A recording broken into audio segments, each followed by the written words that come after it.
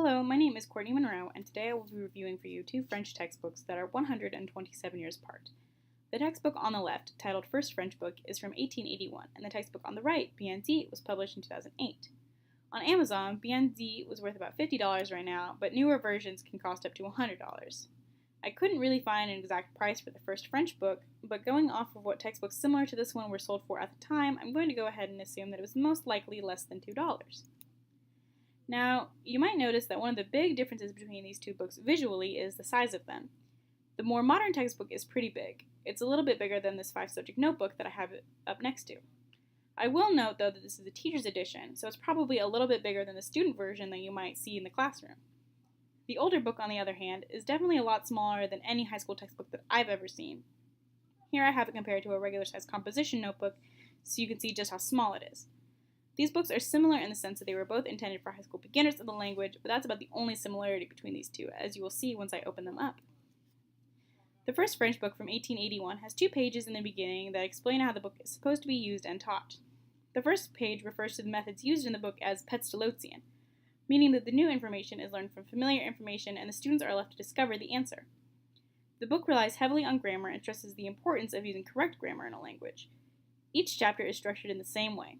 A grammatical concept is introduced, usually a verb conjugation, and then the language is learned through dialogues and paragraphs which are to be read aloud by the class or the teacher. One thing that you might notice about this textbook is that after the initial pages of instruction, it's completely in French, something that you wouldn't really see in beginner textbooks today.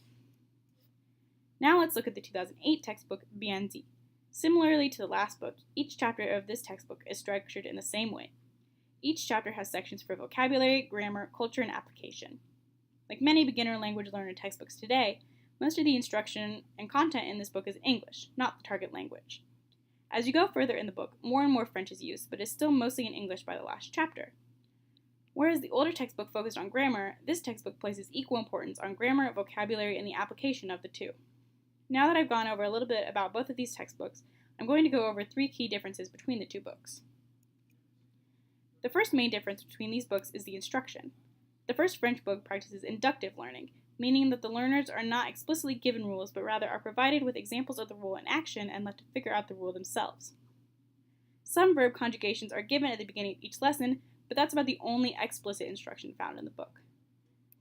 BNZ, on the other hand, practices a much different approach to learning called deductive learning. This means that for the most part, any rules or vocabulary are explicitly given to the learner. This is the most common approach that we see in language learning textbooks today, and people still argue over which approach is the most effective for learners. The second major difference in these two textbooks is the teacher instruction. In the first French book, there is a list of some general rules on how to teach the textbook, but there isn't really much room for deviation. Now, the teacher instruction that is given BNZ is, in my opinion, really pretty amazing. Not only are there general instruction methods at the beginning of the book, but each chapter begins with a day-by-day lesson plan of the chapter with room for deviation. My favorite part about this book is that on each page, there's a little section at the bottom called differentiated instruction, and it gives the teacher tips on how to teach the lesson to different students or different learners.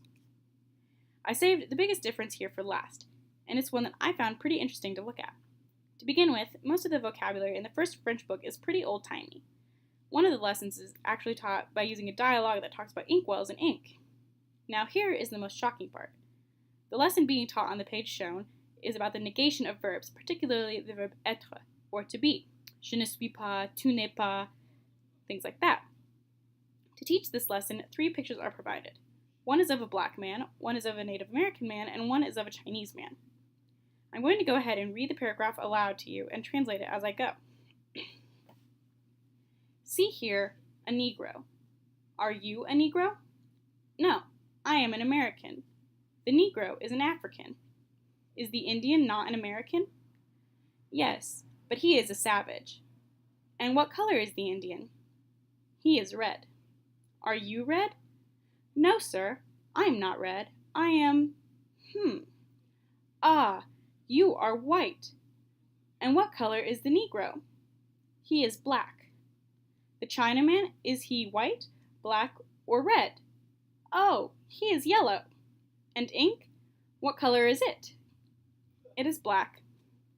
Now, this is definitely something that you would not see in a current language learning textbook due to a lot of the racial insensitivities shown here and how much things have changed in that regard. I think it's very interesting to look into these two books and see how much language instruction has changed in the past 127 years.